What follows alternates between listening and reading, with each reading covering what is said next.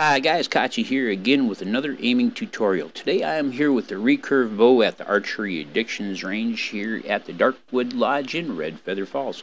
And I'm here today to talk about the recurve and primarily the wonderful reality that's been put in place by the makers of this game in such a way that it allows us to use either one of the two traditional aiming methodologies or shooting methodologies associated with the recurve bow. That's amazing. Well, what are these methodologies?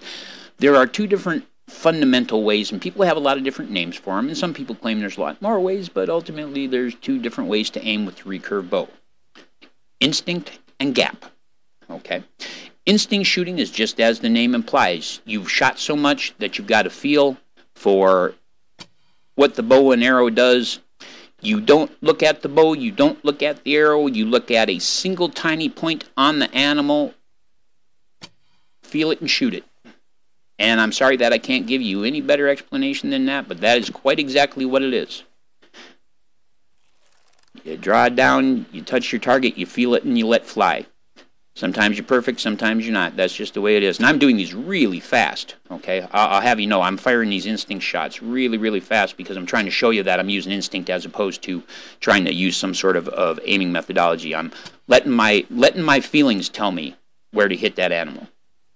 Now that's up there, okay, in terms of a methodology. It takes time, it takes practice.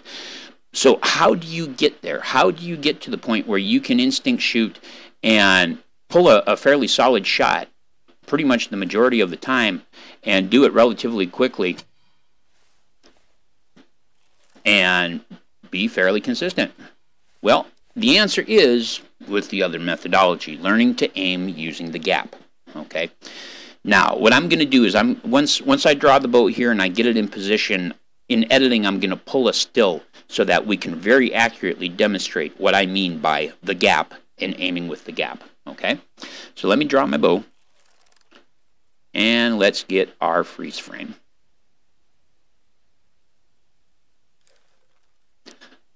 All right. Now, what you are looking at here is a single frame of the gap.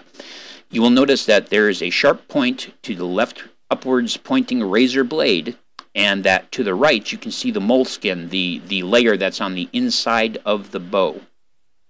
That layer of moleskin you'll see creates kind of a right hand 45, and the razor blade for the broadhead creates kind of a left hand 45.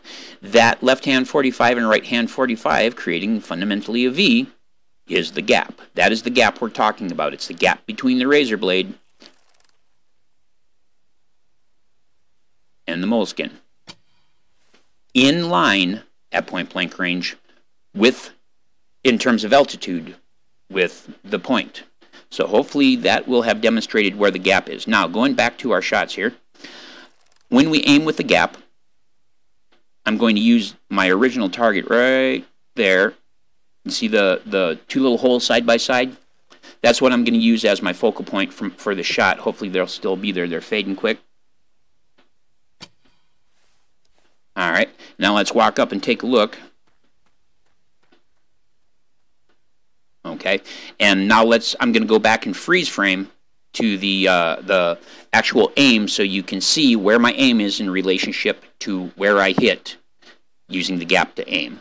All right, guys, so I wish I could give you all kinds of fancy explanation and geometry and stuff, but the simple fact is that's the gap. That's the way the gap lines up in this game and for the recurve. And I've got to make sure you understand that.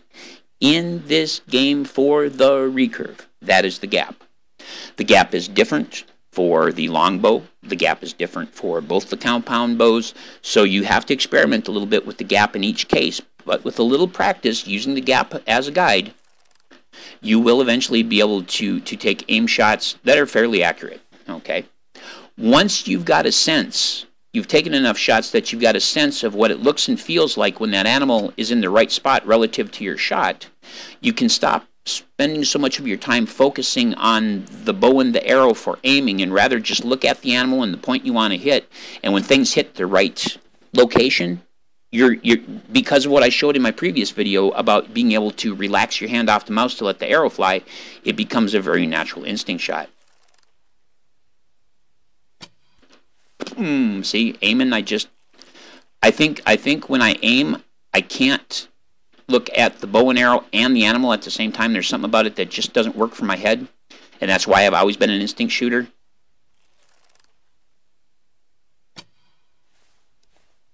See, even way back there, trying to aim using the gap again.